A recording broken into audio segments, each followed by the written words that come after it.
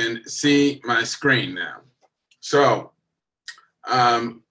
this is just sort of by way of introduction. The world that exists today, that we live in, really can only be understood by looking through the lens of history to discover what events helped shape the reality we now see. And that is especially true when it comes to looking at the health disparities and issues that we find are endemic in communities of color. So our talk today is called Black Health Matters. And, oops, whoa, just a second.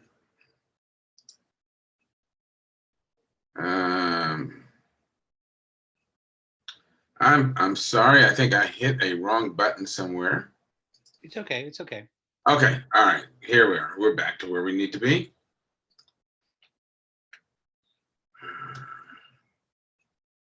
Let's see. All right. Okay. All right.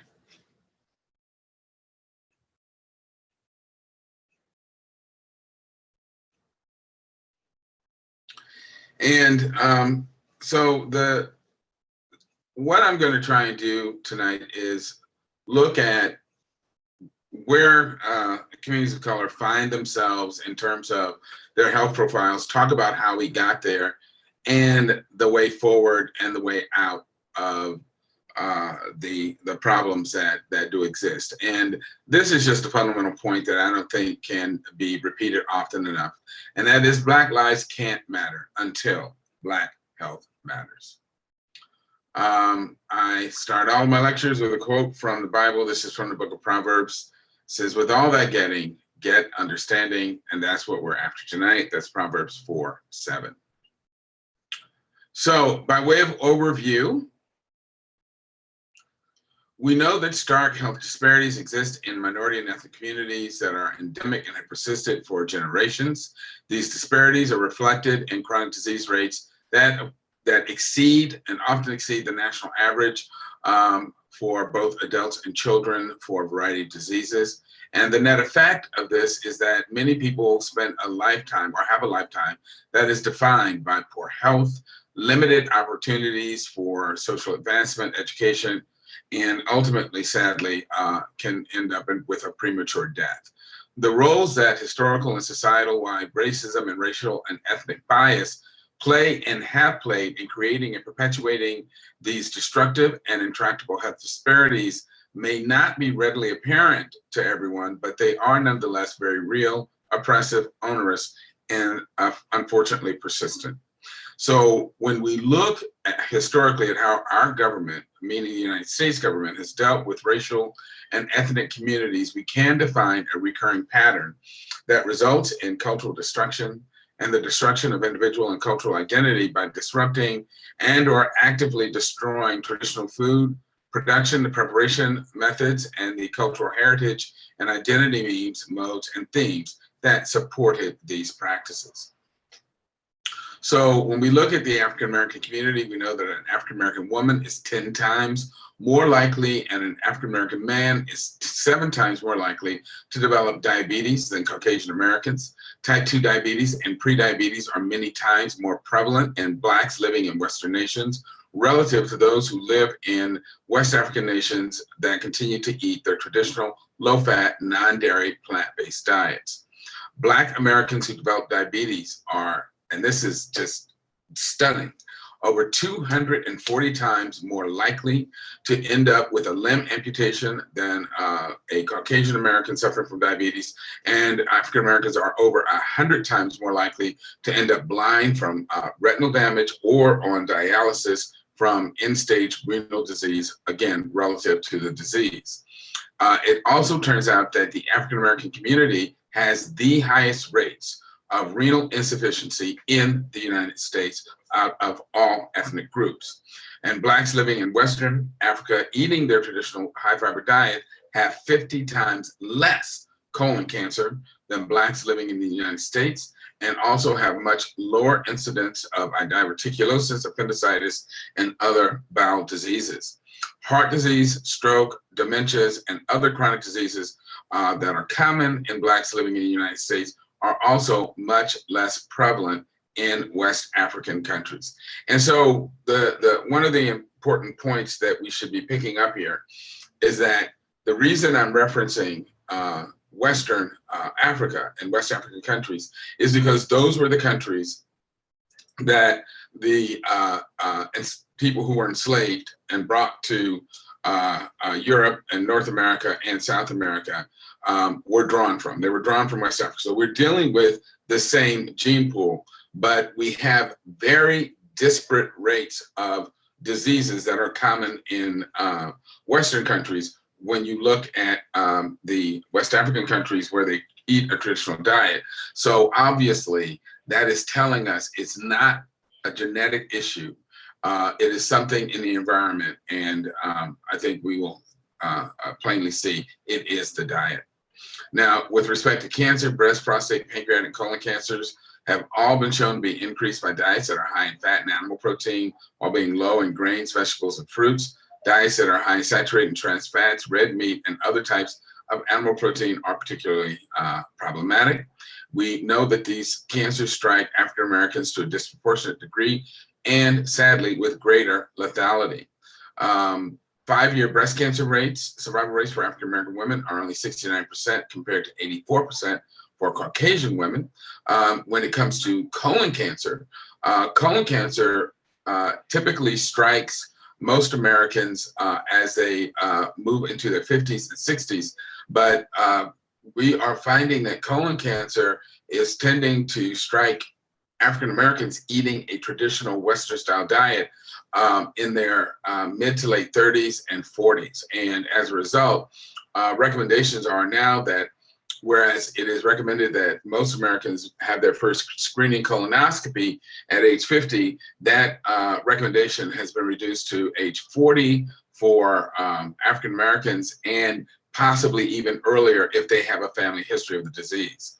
African American men also have a 60% higher incidence rate for prostate cancer than white men, and once an African American man is diagnosed with prostate cancer, he's more than twice as likely to die from the disease relative to white Americans, and that's because African American men tend to get more aggressive and deadly forms of prostate cancer. Pancreatic cancer incidence rates for 2004 were 27 and 40% higher for African American men and women compared to non-Hispanic white men and women, with the respective mortality rates being 29 and 38% higher. And that is actually the disease that sadly Aretha Franklin died from. And I think most people who follow the movies know that the star of that blockbuster movie, Black Panther, died at, sorry about that, died at a relatively young age of 43, Chadwick Boseman, from colon cancer, which he was diagnosed with when he was 39 years old. So, and then most recently, and this is just stunning, over the last year, the life expectancy for African Americans has dropped by 3 years because of the COVID pandemic and its impact on our community. Now, you know, we all think we know what race is, and it's a very familiar concept, but the fact of the matter is that analysis of the human genome established that human beings are 99.9% identical, all of us. And so race is really a social concept. It is not a scientific one. While there are differences in the way that we look, we really are not a different race. We are simply one race, and that is the human race. But nevertheless, the United States was allegedly founded on the belief that all humans were, quote, created equal and had a natural right to life, liberty, and the ownership of property. That's the found in the Declaration of Independence, but clearly that did not apply to African Americans and other people of color. The tension between the noble ideology of equality and the cruel reality of genocide, enslavement, and colonization of course, had to be reconciled. And the way Thomas Jefferson and others did this was that they turned to science, or I would argue pseudoscience. So Jefferson suggested that there were natural differences between the races, and he asked the scientists to find them. If science could prove that Black people were naturally and inherently inferior to white people, then there would be no contradiction between their high-sounding rhetoric as espoused in the Declaration of Independence and Constitution and their actual actions in the brutal enslavement of African Americans and the genocide perpetrated on Native Americans. This quote, by the way, is taken from the book White Fragility, which I would encourage everyone to read. It's a fantastic book. And so this is another quote. Thus, the idea of racial inferiority was created to justify unequal treatment. Belief in racial inferiority, it was not what triggered the unequal treatment. That's also from White Fragility. And according to author Ta-Nehisi Coates, race is the child of racism, not its fathers. The beneficiaries of slavery, segregation, and mass incarceration have produced racist ideas of people of color as being best suited for or deserving slavery, segregation, being placed on reservations or declared illegal or thrown into jail cells. Consumers of these racist ideas have been led to believe that there is something wrong with the people of color and not the policies that have enslaved, oppressed, and confined so many people of color. That is from author Ibram Kendi. And I just like this cartoon where this guy starts with, I guess he's sort of mansplaining, but the founding fathers didn't intend. And she says, I'm gonna stop you right there. The founding fathers didn't intend for Black slaves to go free. No, for me as a woman to vote. No, for you to vote since you don't own land. So I'm kind of over what the founding fathers intended. And I, of my own volition, never refer to them as the founding fathers because they certainly weren't fatherly to me. I refer to them as the founding folks because they founded this country, but they were anything but fatherly. The concept of race, while generally accepted, is entirely bogus, has no biological basis. Race was, again, invented by European academics first to describe non-European ethnic groups and then to justify the maltreatment of those groups. To justify slavery, African Americans were defined as subhuman animals lacking the intellectual or moral capacity of white Americans. After slavery was abolished, African Americans were rebranded as being lazy, intellectually inferior, prone to violence and drug abuse and criminality, and therefore needed to be aggressively policed and locked up for the safety of white society. Native Americans were characterized by early Americans as being uncivilized, nomadic, vicious, murdering, bloodthirsty savages who had to be exterminated or confined to reservations to ensure the safety of white society, when in fact, all they were trying to do was protect their lives, families, and livelihoods. To this day, the image of Native Americans in most people's minds is that of a nearly naked, loincloth wearing person eating nothing but buffalo meat, when in fact, most Native Americans nations were largely agrarian, and very few were like the Plains Indians who aggressively hunted buffalo. Hispanic Americans are perpetually regarded and cast as illegals or undocumented aliens, and that keeps them in the status of legal and social limbo that makes it difficult or impossible for them to earn a decent living, purchase and own property, or educate their children adequately. In American society and racist ideology, people of color are always defined and viewed in terms of their relationship, worth, and utility to white people and white society. As such, the health of people of color has usually been incidental or immaterial to the larger society, depending on that group's perceived or theoretical usefulness or value. And when this brings up the concept of healthcare deserts. And the lack of concern about the health and healthcare afforded to Black Americans often manifests itself through inadequate access to both primary care and hospital-based medical care.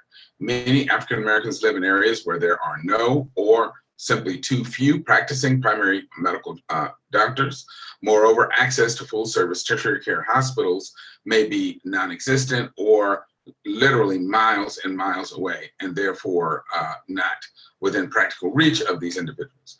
Many health clinics that do exist in these racially impacted areas are often understaffed and under-resourced, and they may not provide all of the medical specialties or diagnostic capabilities that the population needs, nor do they provide access to the latest standard of care medical therapies.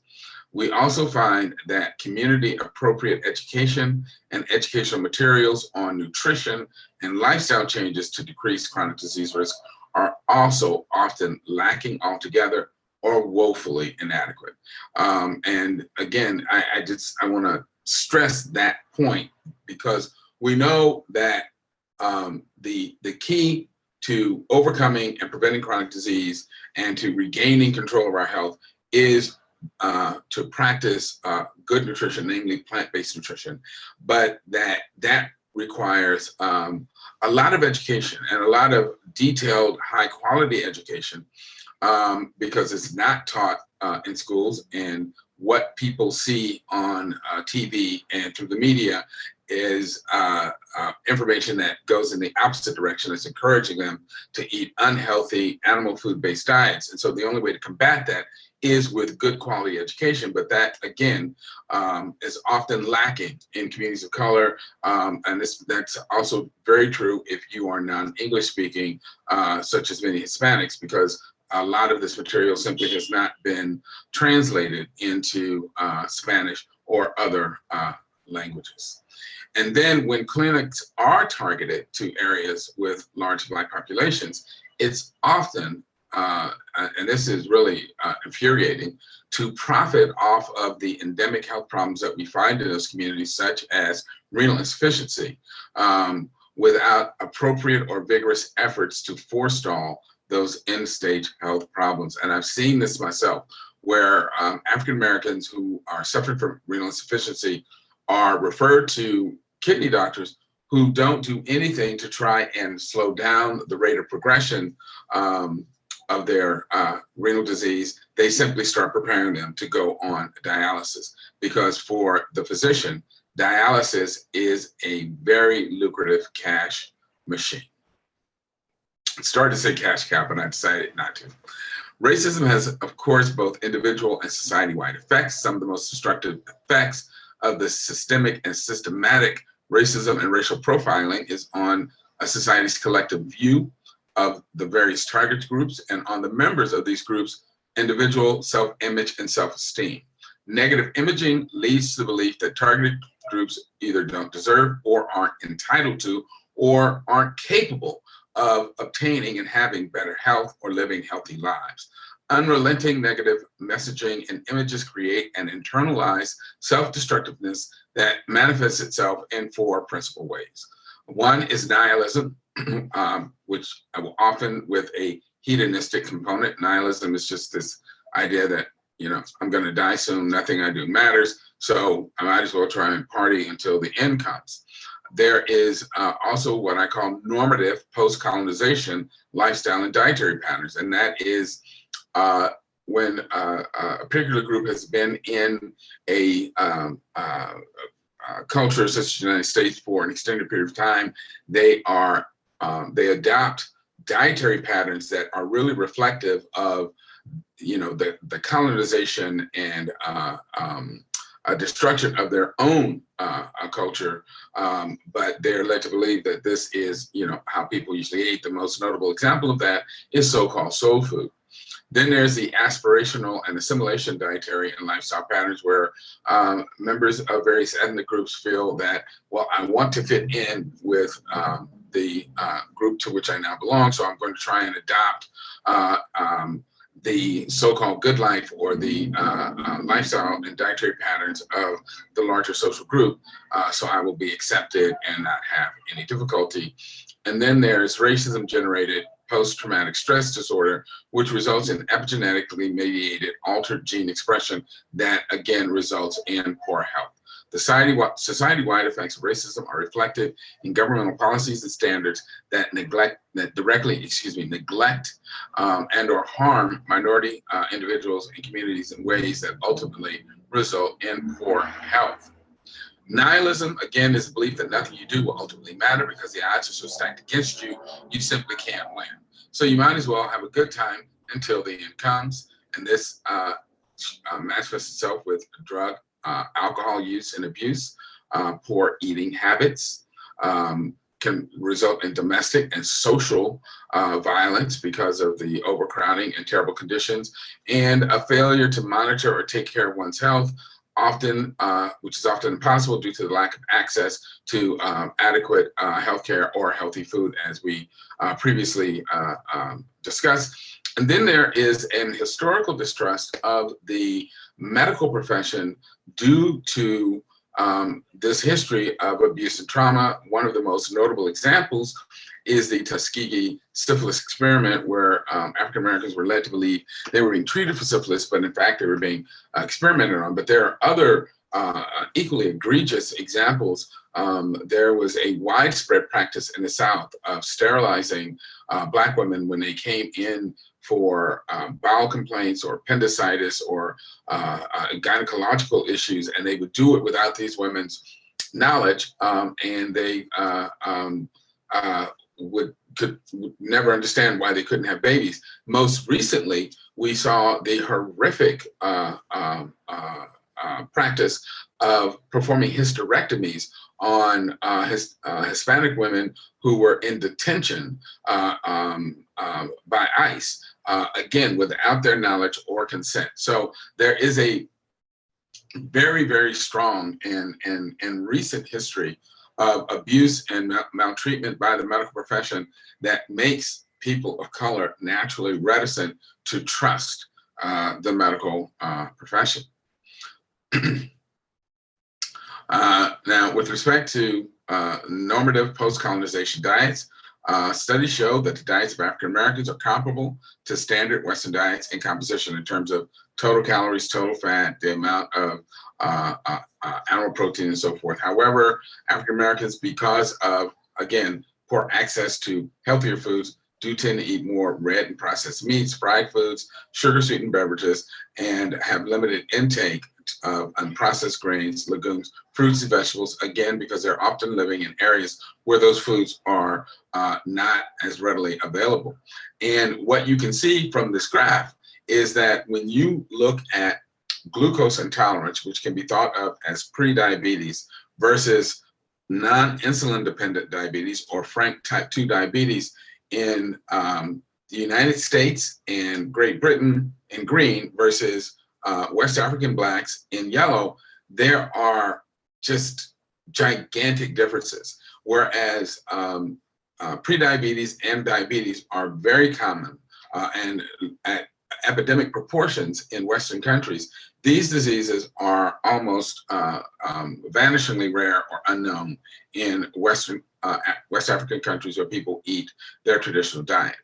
So-called soul food is peculiar to the African American community. It typically includes things like chitlins, oxtails, neck bones, pig's feet, and other high-fat, high-salt, and sugar-laden unhealthy foods, because those things were the garbage of the plantation that the enslaved people were forced to eat.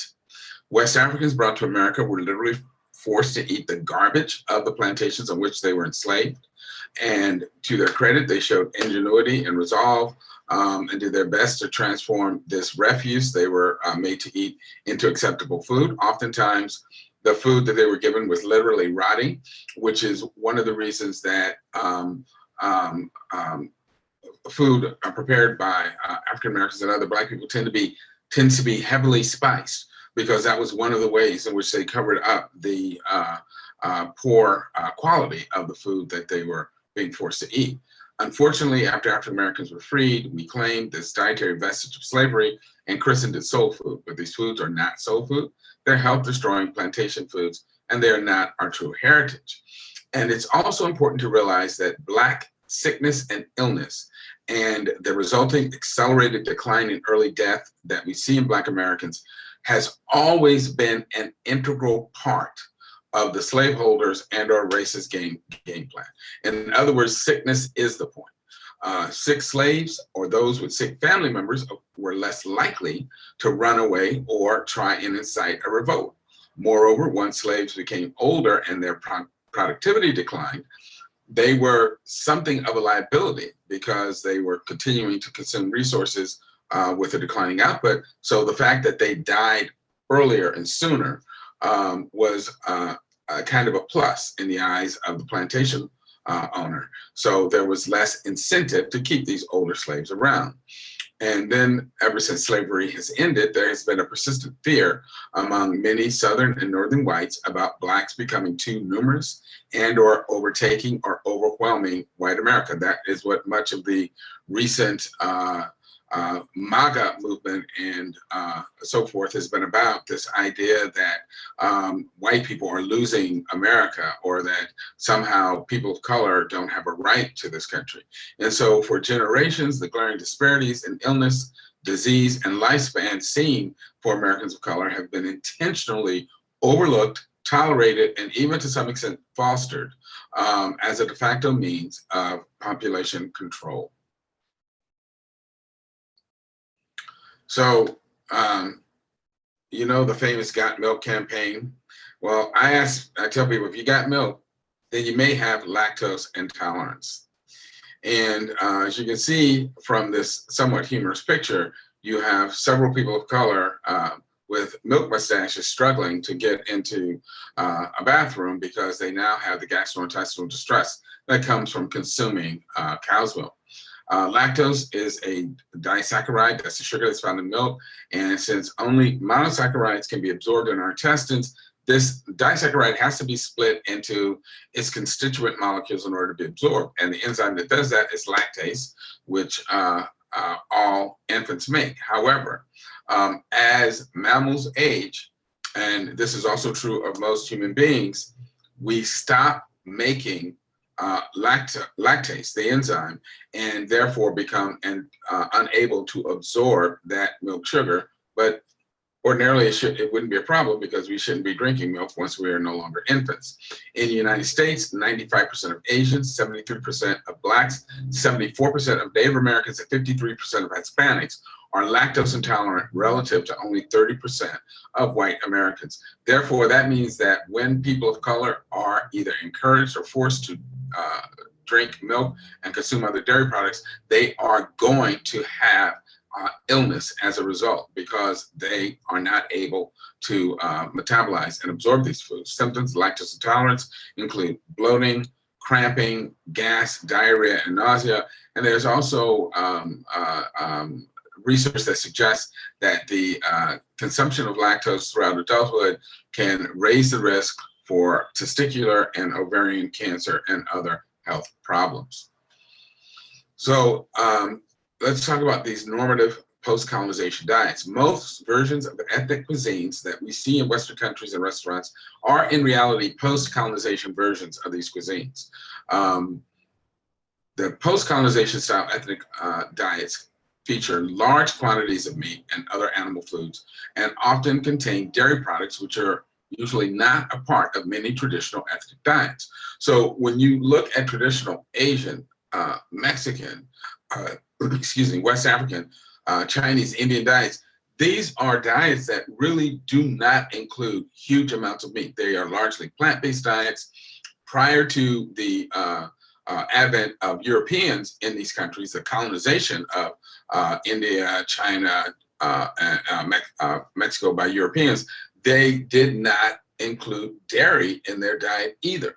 But again, these post-colonization versions of these diets do include, are very heavily meat-centered, include dairy products, and really bear very little resemblance, aside from the spice profile, to the traditional diets eaten in these countries before the arrival of the European.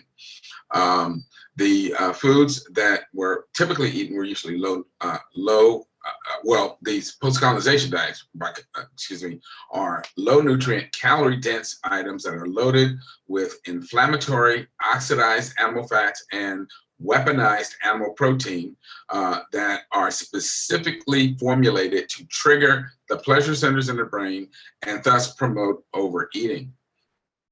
And consumption of post-colonization style diets is also a form of nihilistic self-medicating, meaning that people of color consuming these foods seek to mitigate the constant stress and pain that they experience through the pleasure that comes from eating and the dopamine release they get from consuming these very calorie-dense foods.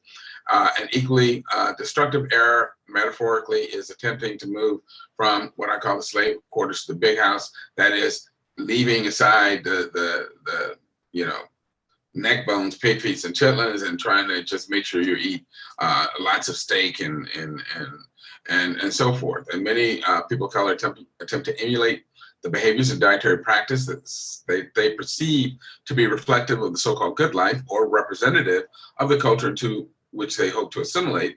They begin consuming this meat-heavy diet of beef, sea animals, poultry, cheese, and other coveted items to show that they have made it or are accepted in the larger society. But this type of diet is as unhealthy and disease-promoting as diets that contain less expensive fast and junk foods. Another danger associated with this aspirational mindset is that we are exporting this attitude, this animal-centered way of eating into developing countries, which is having a horrifically destructive impact on the planet and its environment, and markedly increasing the suffering and misery of farmed animals and environmental destruction. Studies show that racism shortens lives and hurts the health of Blacks by promoting genes that lead to inflammation and illness. Racism is associated with chronic low-grade inflammation, leading to elevations in stress hormones that exacerbate a number of diseases. While stress is usually perceived at the macroscopic level, the damage it does is done on the cellular level. Stress induced by racism has been shown to shorten telomeres, which will decrease lifespan and increase risk for chronic disease. Telomeres are the stretches of DNA that are at the end of all of our chromosomes. Racism-induced stress alters brain structure and chemistry and may even begin in utero. Studies show that pregnant women experiencing racial stress have higher risk for low birth weight babies with all of their attendant health risk, and it also may induce preterm labor. A lifetime of racism and discrimination can lead sufferers to have more chronic disease and shortened lifespans. And this is just an example of what people have had to encounter historically within the United States. It's just horrific when you see it. So people of color forced to live with American racism essentially have chronic PTSD, or post-traumatic stress disorder.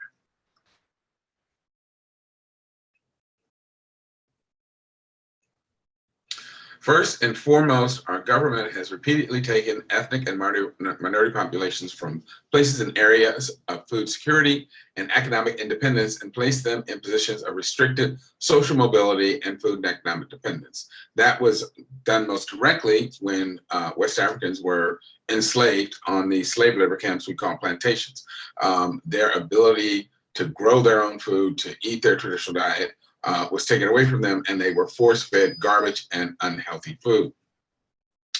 But it was also done to Native Americans when they were forced off their ancestral lands and lands that they had cultivated for thousands of years, and forced onto these marginal plantations that were deliberately chosen because it was difficult or impossible for the people to grow their own food, and they thus became dependent on the government for handouts. So once in positions of dependence, these populations were used as dumping grounds for the cast-offs and excess materials produced by U.S. agribusiness. So when they grew too much corn or too much sugar or too much wheat, they process all of this stuff into these commodity products by removing the fiber and so forth, and made them even more unhealthy, and then turned around and sold these products to the government to give out as handouts to these confined populations, or sold them to the people directly, thus making money off of their misery. And this is effectively a form of institutional economic pimping of minority communities for the benefit of wealthy agribusiness individuals and entities. People in these communities were served and forced to take products and items that the government knows full well will create illness and disease in the community, despite no real or theoretical benefit. And that's particularly true of dairy products, because while dairy products are aggressively promoted and marketed to communities of color and or given to them directly as food handouts in the form of cheese and so forth, it is well known that dairy products are useless for strengthening bones or preventing osteoporosis. So there really is no health benefit from consuming these products. And the government also knows that because of the prevalence of lactose intolerance and other allergies to dairy, that it is highly likely that it's going to cause excess disease in these communities, but nevertheless, that's done anyway. And while only approximately 400,000 African Americans or Africans were imported into the United States through aggressive domestic breeding and so forth, the population had increased to over 4 million individuals by the time of the Civil War. The United States created the largest slave society in world history, and we're the only New World nation where the slave population actually increased. U.S. slavery underwent fundamental changes after the invention of the cotton gin and the outlawing of the importation of slaves from Africa after 1807. As cotton became an international cash crop, the U.S. government forced Native American nations off of their land that they had already cleared and were farming, moved them onto reservations. That's how we ended up with the Trail of Tears, where the Cherokee and Choctaw nations were forced marched into the Oklahoma territories and put on reservations so that that land could then be given to Southern planters to grow cotton. And again, in doing so, it took away the food independence of these Native American nations and made them dependent on the government for handouts. And then they were given unhealthy food, which made them even sicker. And liquor. Let's not forget the liquor. After the end of the Civil War, free blacks were supposed to be given 40 acres and a mule to become self-sufficient, but the vast majority of people never received that.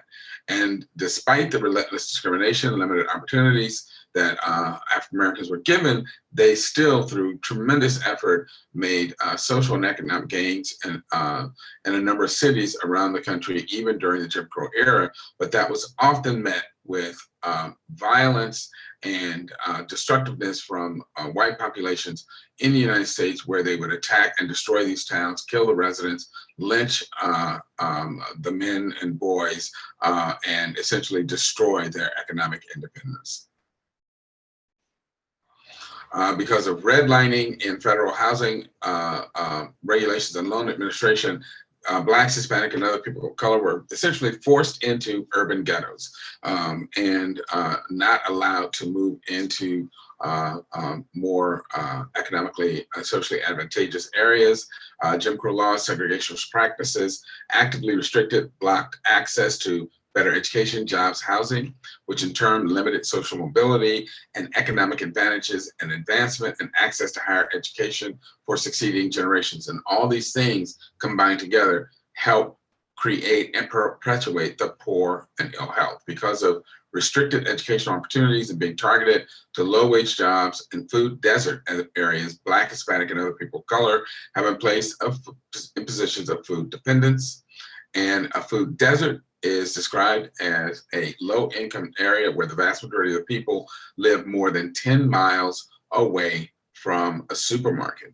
And it says that 23.5 million people live in urban neighborhoods or rural towns where they have limited access to fresh, affordable, healthy food. According to the U.S. Department of Agriculture, 2.1 million households do not own a vehicle, or they live more than, again, a mile from the nearest grocery store. Let me just take a moment to touch on the other fallout from not having a vehicle. You may or may not have seen in the news that many of the COVID vaccination clinics that have been set up in the United States have been set up as drive-through clinics. And that is another way institutional racism harms and hurts people of color, because many people of color and people in inner city areas don't own vehicles. And so if you don't own a vehicle, then you can't even access these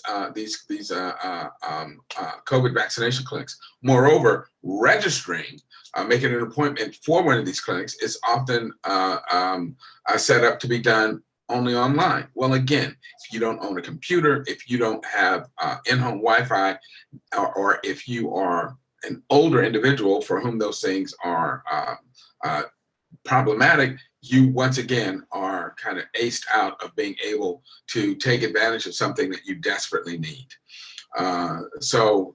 These are just many of the ways that systemic racism targets and victimizes people of color.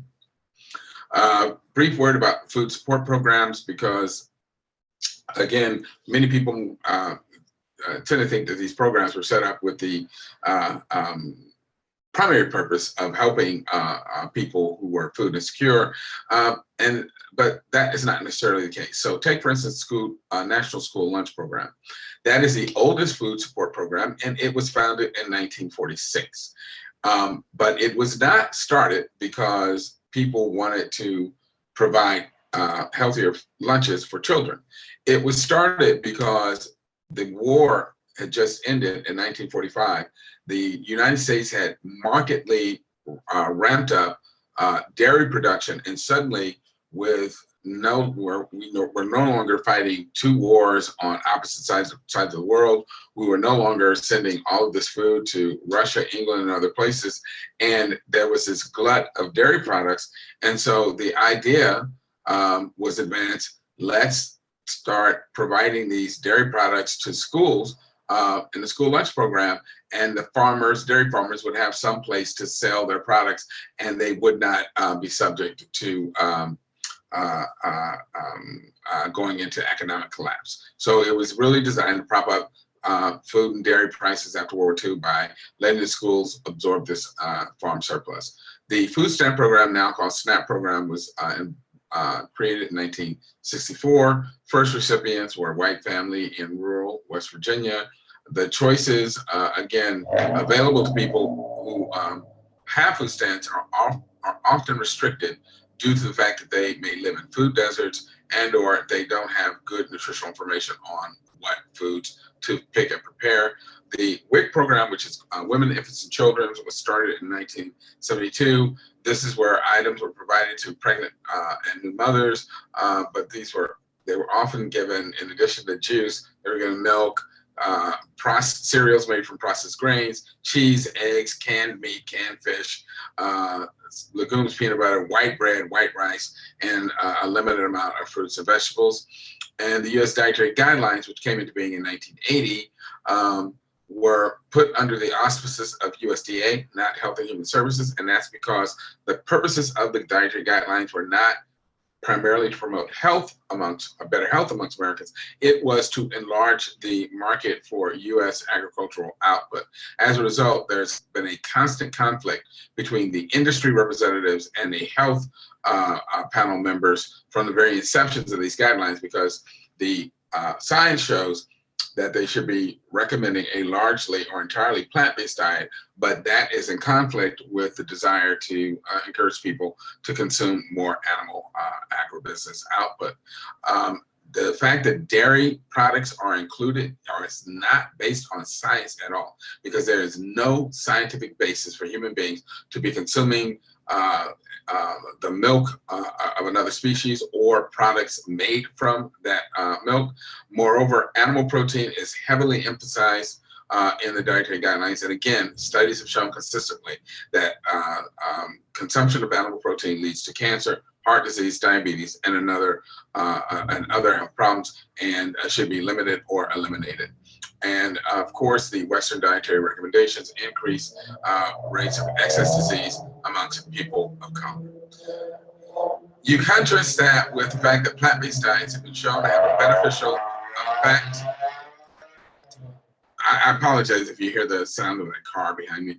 A beneficial effect on reducing serum cholesterol, strengthening bone health, and improving exercise physiology. They enhance immune function, preserve kidney function, improve colon health and bowel function, and reduce the risk for colon cancer, diverticulosis, and other bowel-related diseases. They reduce the risk for diabetes and improve insulin sensitivity. Plant-based diets improve vascular health, improve our acid-base balance and liver function, decrease heart disease risk, decrease cancer risk, decrease risk for Alzheimer's and other dementias. There's a recent study that was published in, I think, in JAMA that showed that plant-based diets lower the risk for dementia in women as they age, and plant-based diets also decrease ADHD, depression, and other mood and behavior disorders, all of the things that we know are prevalent in communities of color.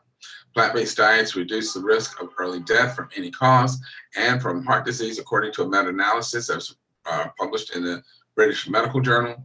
Researchers from Harvard and Tehran University of Medical Sciences compared animal versus plant protein intake and mortality from cancer, cardiovascular disease, and all causes among 32 studies and 715,000 participants, and showed again that for each additional 3% of calories from plant protein, such as legumes, grains, and soy products, the risk of dying decreased by 5%. Consuming animal proteins did not lower risk of death from heart disease or other chronic ailments. So with that, I'm just going to show you some of the references that I used to prepare this talk. Because it's being taped, you don't have to worry about trying to copy these down, because they are, again, part of the talk.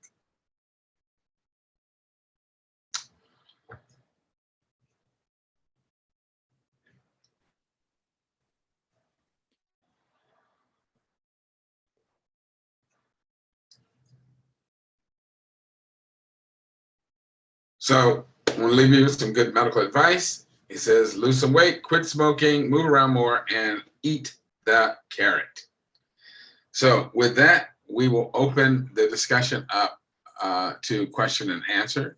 I'm going to stop screen share. And yeah. Okay, so first, just a huge actual and virtual round of applause for an excellent presentation. Where's my icon? There it is.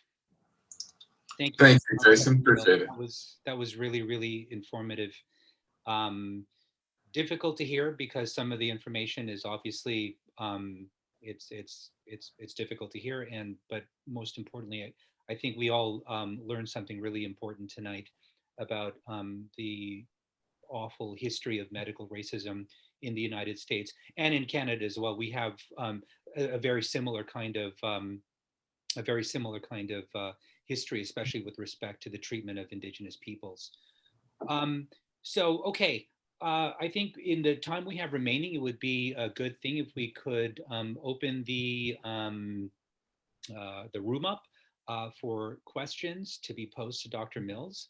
I've got some questions of my own, but I wanted to see if anyone wanted to go first. And I see that Chanel has her hand raised, so please go ahead.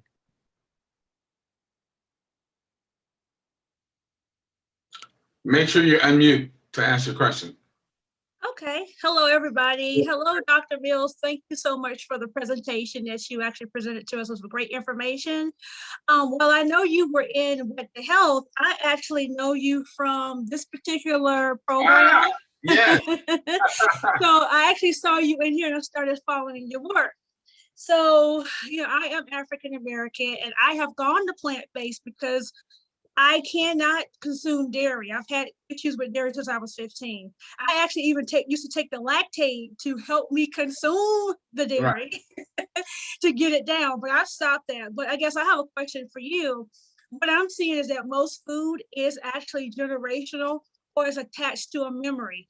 Sure. I can remember in Christmas, who's going to bring the ham, who's going to bring the macaroni and cheese. So what, I guess, seeds could I plant with my family? Because like the brochure that I had, I actually sent it to my churches. I actually sent everybody in my address book that particular brochure, but I haven't got the chance to get people to adopt it. So what seeds can I plant to tell my family that this is important for you to adopt a plant-based lifestyle? Thank you.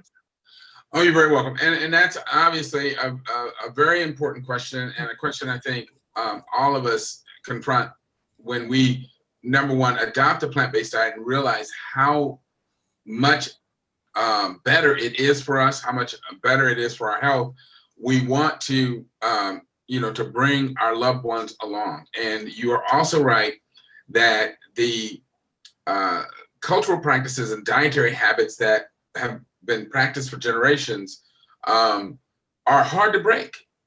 And I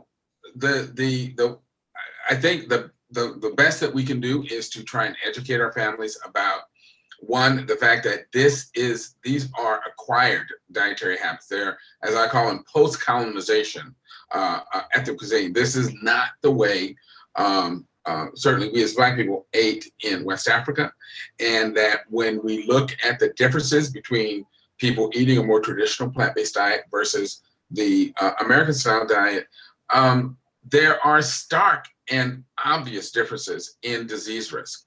And so the issue is we simply have to be willing to make the change. And so I remind people, nobody asked for fried chicken, ice cream, or a pork chop in the delivery room. We were all born without preferences. Everything we think we like or need is something that we were taught to like and taught to want or need. And it's an acquired habit, and it can be unlearned, and it can be broken. And I always ask people, I said, how many people are in a relationship? And usually I would say 85 to 90% of the hands go up. Then I say, how many of y'all are in a relationship with the very first person you fell in love with? And then everybody drops their hands, because we all had an experience of being in love with someone who at some point did something really stupid. And we said to ourselves, why am I with this fool? And we drop them, and we learn to love somebody else. And the point is, once you learn to love something, you love it.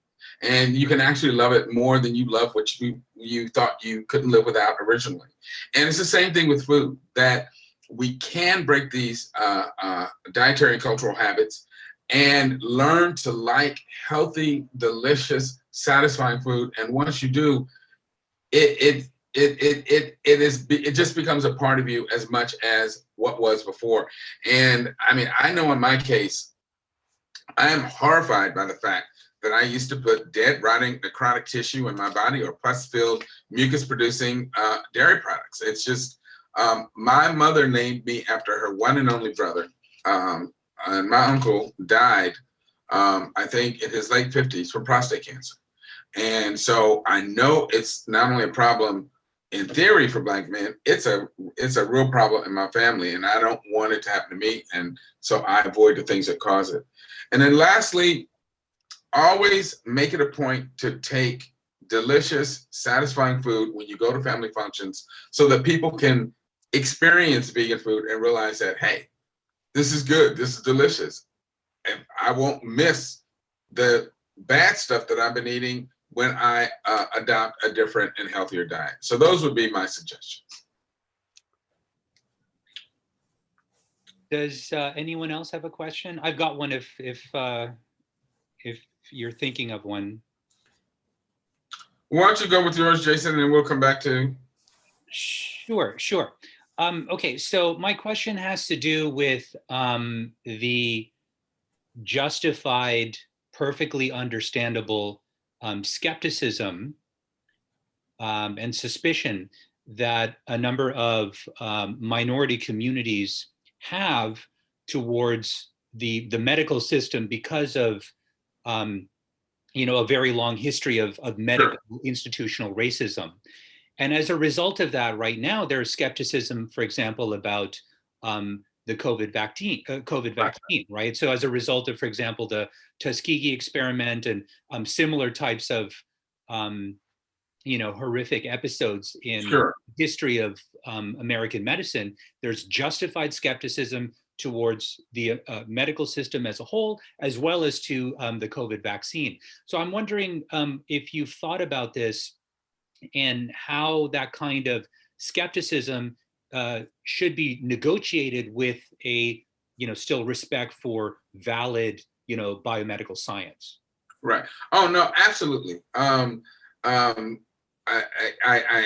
certainly understand it. I've experienced it in my own family, and I will say, even myself, I had some skepticism about the vaccines when they first hit the market, not necessarily because of historical racism, but because I didn't trust that last administration. And I realized that that man would have given us swamp water in a syringe if he thought it was going to help him get reelected. So I said to myself, I'm going to wait and see how people do. I want to see more people get. And then the other thing that concerned me was the fact that with the Moderna and Pfizer vaccines, these were very new modalities in terms of how they made the vaccines. So again, I wanted to wait and make sure that, and see what happens when more people were vaccinated to make sure that there weren't any late presenting untoward side effects. And we are now, 7-8 months out. There are, in the United States alone, 50 million people who've been vaccinated, many more worldwide. And the vaccines have proved themselves to be very safe and very effective.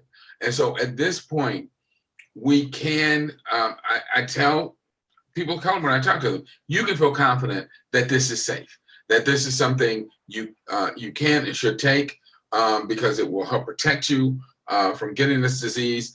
And the concerns about was this an experimentation or was this untrustworthy, those things have been answered by what we've seen in terms of the numbers of people being vaccinated and the fact that almost no one has an untoward reaction. And there's always something floating around on the internet about, oh, somebody, because in fact, when Hank Aaron passed, somebody sent me something that he had just had the COVID vaccine. And I'm like, look, we have no idea what that man's medical condition was, what other chronic ailments he had.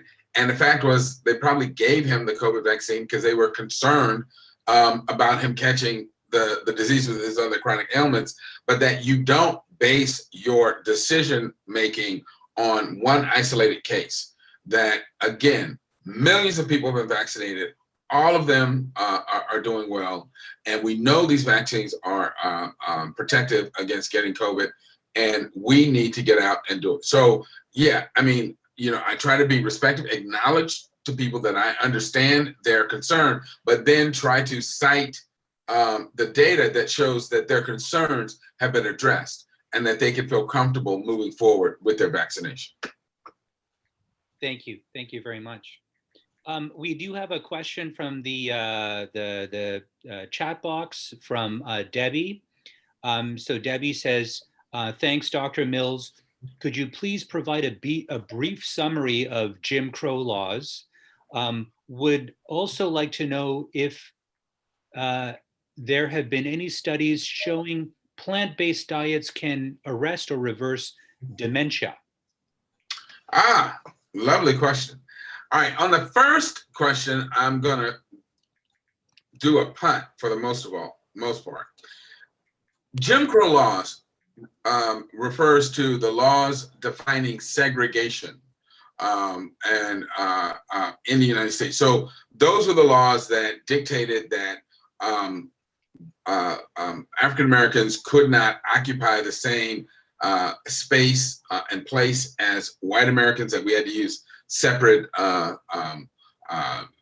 restaurants or water fountains, bathrooms, that we couldn't go to the same schools. And that's why for many years, African Americans were excluded from many of the major universities in the United States. You mentioned that I was a graduate of Stanford University School of Medicine. Stanford did not accept their first Black medical student until 1969. And yeah, exactly, blew me away too. And Stanford University was founded in 1891. But that, again, was a direct grew out of the effects of the civil rights movement. Jim Crow laws govern things like intermarriage, the fact that it wouldn't allow intermarriage, and they were really, really pervasive. And so I would encourage, one of the books that I used in preparing this lecture and the larger lecture is called The New Jim Crow. And it will go into great detail on the Jim Crow laws and how they were implemented and put in place. And I also want to share with people a little known fact that when Hitler came to power in Germany in 1933, and he wanted to write the Nuremberg laws governing codifying discrimination against the Jewish people in Germany, they used as their model the race laws from southern states in the United States. So that's how just onerous and destructive these things were. But I would encourage you, please check out the new Jim Crow. Now, on the question of, is there evidence that plant-based diets can arrest and or reverse dementia? The answer is a qualified yes. One, it depends on the type of dementia, because most dementias have as their underlying mechanism some component of atherosclerotic damage that is being done to blood vessels supplying the brain. And so that can either be cutting off nutrient and blood supply to the brain, resulting in the death of brain tissue and subsequent defects. Or it can also, like for instance, in Alzheimer's, one of the key hallmarks of Alzheimer's is the accumulation of these things called amyloid plaques, which are tangled dysfunctional proteins within neurons that ultimately cause them to not function properly. Well, some researchers argue that the reason those proteins accumulate is because of decreased blood flow into the brain, which interferes with the housekeeping of the brain and the clearance of those proteins, because the brain is the most metabolically active tissue in our body. The human brain is only 3% of our body weight, but every single day, every 24 hours, it uses 25%, 1/4 of all the energy we burn.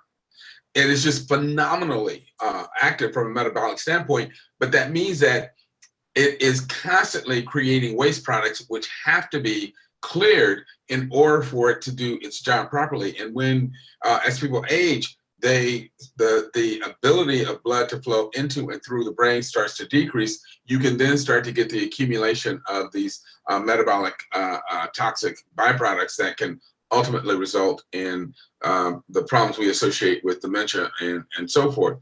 There is a couple down at Loma Linda, I cannot remember the name, it's a husband and wife neurology team that are literally working on this, and they have shown that if you can get someone who's starting to show signs of dementia early in that process and get them onto a plant-based diet, that they can recover function. And there are some dramatic cases of people having gone on plant-based diets who return to essentially normal mental functioning by adopting an entirely plant-based diet. But again, the earlier that process starts, the more likely it is to meet with success. So there is hope, and yes, you can help arrest and reverse that process by being completely plant-based. But again, you know, and this is, I want to emphasize this, you can't, you know, my mother would use the expression pussyfoot around with this. You can't, you know, play games. You've got to be all in 100%. You know, people want to say, well, you know, what if I cut down? No, you got to cut it out. You know, this idea that you can cut back on animal foods, especially people, one of the things that we need to talk about more is just how toxic animal protein is for human beings. It is incredibly inflammatory, and it turns on genes that really create disease. And so you got to cut it all out to get the benefit. You can't just think you can cut back and you're going to be okay. You got to cut it out.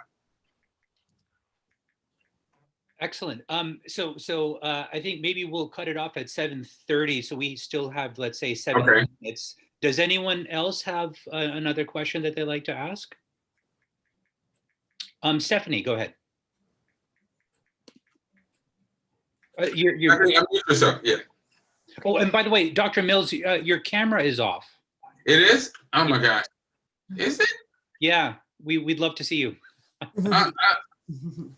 You know what? I mean, because okay, let me do that.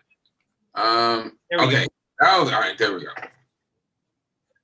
First of all, I just wanted to thank you, Dr. Mills, because your presentation is amazing. And I'm actually presenting on Monday a presentation that I did on Indigenous peoples in Canada. And actually, I'm going to add in a bit of information that you had. And I'm going so thank you for that.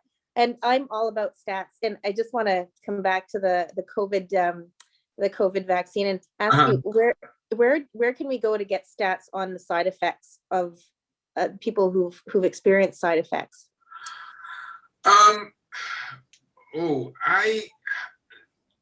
There actually are a number of articles now that have been written dealing with this. And the reason I know this is because Thursday, I also work as the medical director for the health clinic at the Census Bureau here in US. And I had to do a COVID presentation for the Census Bureau, not only the main Census Bureau, but it was farmed out to the satellite installations around the country. And so I asked the hospital librarian to do a very thorough literature search on COVID, COVID side effects, and also the long-term problems that people were having from it. And so I would say just, try and do a Google search. But what I can tell you is that in terms of side effects, really the most that people experience are the side effects that you would expect from activation of our immune system. So a large number of people don't experience almost nothing, but a significant number of people will get fever of up to 102, 103. Some people experience nausea. I know one woman who complained of a metallic taste in her mouth. And, they will get body aches, muscle aches, either at the site or generalized body aches. But the key thing is that those symptoms are abate after 48 to at most 72 hours. So it's just like a very transient, flu-like syndrome. But again, that comes from the immune system being activated and releasing these cytokines, telling the cells, hey, let's mobilize and deal with this invader. But it is really short-lived. I have not seen, even in all the literature that I've read, I've not seen anything suggesting that there are any long-term complications or problems associated with this vaccine. So there's been nothing like Guillain-Barré, the temporary paralysis, or to my knowledge, there are no reports of that.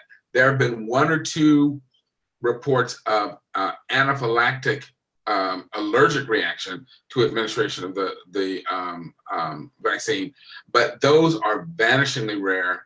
And I don't think that is really related to the vaccine as opposed to being related to that person.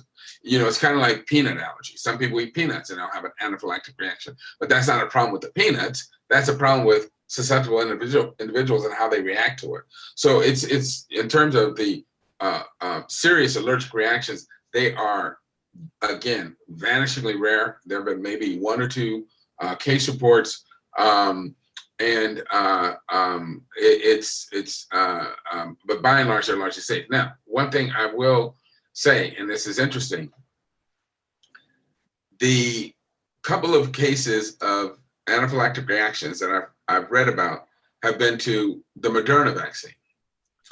And what's interesting about the Moderna vaccine relative to the Pfizer vaccine is the Pfizer vaccine, each injection has, I think, 30, I want to say micrograms of the active component in it. The Moderna injections have 100 micrograms. So more than 3 times as much, which may be why they are slightly more likely to cause an allergic reaction. But again, even then, it has been something like, I think the risk that I read was 2.1 individuals out of every million people vaccinated. So and again, incredibly rare. So that people can really feel comfortable getting the vaccine. But those articles are available if you research them. Thank you. You're very welcome. Okay, and then Mo Markham. Hi, thank you. And thank you, Dr. Milton. I think you said earlier on that COVID rates were higher in African-American communities. Can you talk about that a little bit? I mean, I can imagine why some of it, but I just wondered if you would speak to it. Yeah, the reason for the slightly higher rates, but what's more important is that the death rate from COVID is higher in African American and Hispanic communities relative to white communities, and it's believed to be due to the presence of comorbid conditions such as diabetes, heart disease, hypertension, and other chronic ailments, which put the people at high risk. But there is also a slightly higher risk of getting the infection, and that has to do with the fact that these communities, people are more crowded. The individuals in those communities work in higher risk jobs, so they're not, they're the people doing food service, the people cleaning buildings, the people who are considered necessary workers, so they have to go in, and so their chances of encountering the virus are much higher. And oftentimes, again, these are individuals who don't own their own cars, so they're on public transportation. So for all of those reasons, they are in a situation where they come in closer contact and proximity to other people who may be infected, and that puts them at higher risk. And then because of the presence of the comorbidities, that also makes them more susceptible.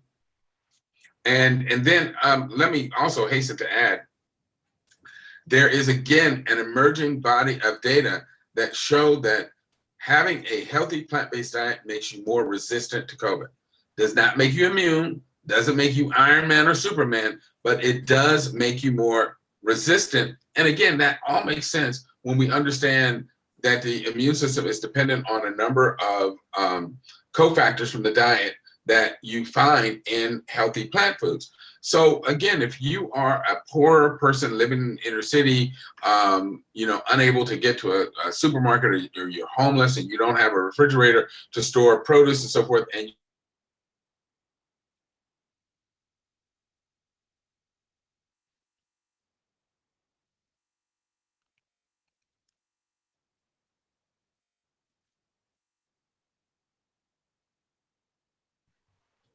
Fair enough. Thank you.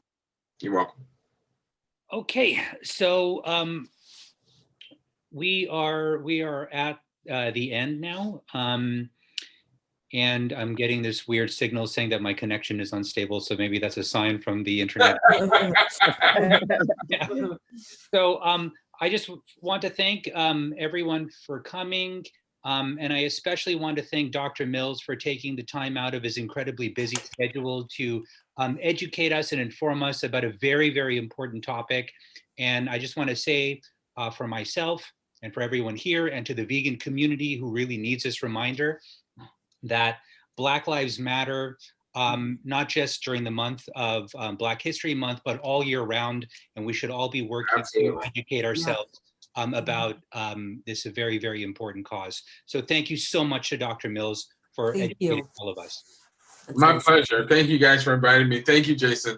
I'm glad everyone was able to really learn a lot and enjoy the program. Thank you for inviting me. Thank you very much. All right. Everyone, Take care, and I will try to get this onto Facebook and YouTube in due time. Okay, and let me know the link so I can put it up on my webpage. Thank you. Absolutely, absolutely. Okay. All right. All right, you guys take care. All right, bye-bye. Take care, Thanks everyone. again, Dr. Mills. Thank you. You're welcome. Thank you.